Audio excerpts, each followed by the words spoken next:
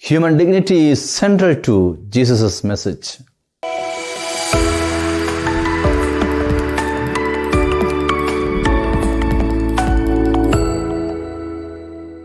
In our contemporary world, debates around human sexuality and the institution of marriage are numerous.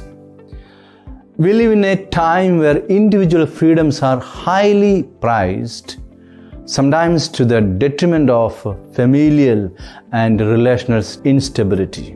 The so-called sexual revolution has brought about a shift in societal norms, where sexual freedom and personal choice often overshadow inherent human dignity and the sacredness of marriage and the profound commitment they demand.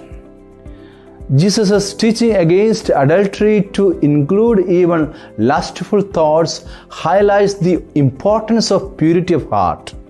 His teaching is not to put us into guilt, but to elevate the conversation from mere legal adherence to a deeper moral and spiritual consciousness. Jesus emphasizes that our thoughts and intentions matter just as much as our actions.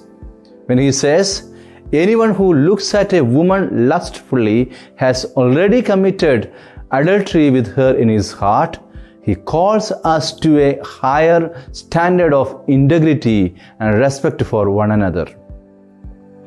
Human dignity is central to Jesus' message. Our sexuality is a sacred gift from God, meant to be expressed within the covenant of marriage. Through this sacred bond, two individuals become one flesh, sharing a deep, intimate connection that mirrors Christ's love for His church. Sexual promiscuity, even when consensual, can harm the very fabric of our being. It undermines the stability of marriage and, by extension, the well-being of any children within that union. Infidelity or even doubts about fidelity can sow seeds of distrust and pain, often leading to separation and divorce. Jesus' severe teaching on adultery and divorce is not to burden us with the guilt, but to protect the sanctity of marriage and uphold the dignity of every person. Marriage is more than a social contract. It is a sacrament, a divine institution ordained for love and life. Each spouse is called to seek the good of the other and to love selflessly and sacrificially. When spouses seek these goods, when they prioritize their desires over the well-being of their partner, the union begins to deteriorate, making room for adultery, infidelity, and ultimately the breakdown of the marriage. To live out this calling, we must constantly seek God's will in our marriages.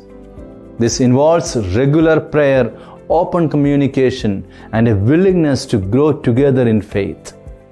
We must reject anything that contradicts God's design for marriage, be it through infidelity, selfishness, or a disregard for the sacredness of our marital vows. Let us remember that Jesus' teachings, though challenging, are meant to guide us towards a life of true fulfillment and joy.